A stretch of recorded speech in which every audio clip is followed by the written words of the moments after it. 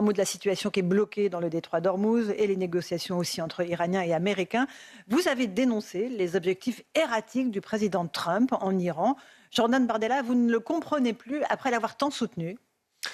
Je ne l'ai pas soutenu, madame. Nous avons exprimé... Marine Le Pen s'est rendue à la Trump Tower, nous... il me semble, il y a quelques Quand années. ça... Oui, enfin, il y a peut-être 10 ans, lorsque le président américain était dans une logique politique isolationniste, c'est-à-dire dans une logique qui consistait à sortir l'Amérique des grands conflits mondiaux et à se concentrer sur le seul intérêt du peuple américain.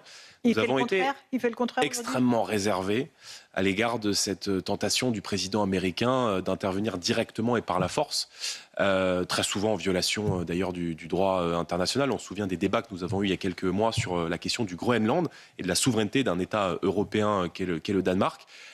Aujourd'hui, les objectifs de guerre sont effectivement erratiques. Moi, je ne regarde pas l'intérêt américain, je regarde l'intérêt de la France, je regarde l'intérêt des Français.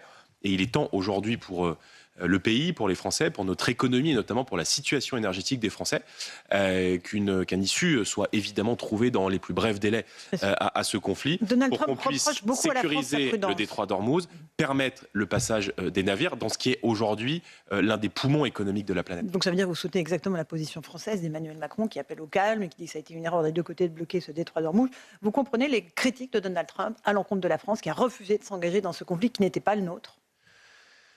Je vous rappelle qu'il y a quelques mois, à l'été 2025, lorsque une opération militaire a été menée lors de cette fameuse guerre des 12 jours contre le régime iranien, une grande partie des infrastructures liées au développement du nucléaire iranien avaient été mises hors d'état de nuire. Et c'est vrai qu'aujourd'hui, autant on peut comprendre l'intérêt d'Israël qui lutte pour sa sécurité et pour une survie quasi existentielle dans la région face à un régime qui est un régime abominable, le régime des Mollahs, qui est oppresseur non seulement de son propre peuple, mais qui est le sponsor du terrorisme international dans la région.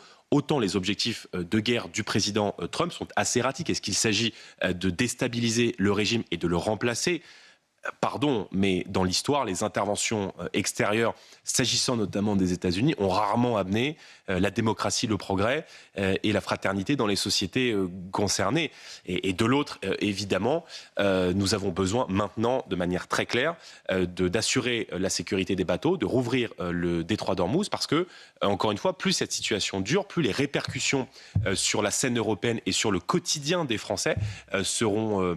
Et on va l'évoquer dans un instant.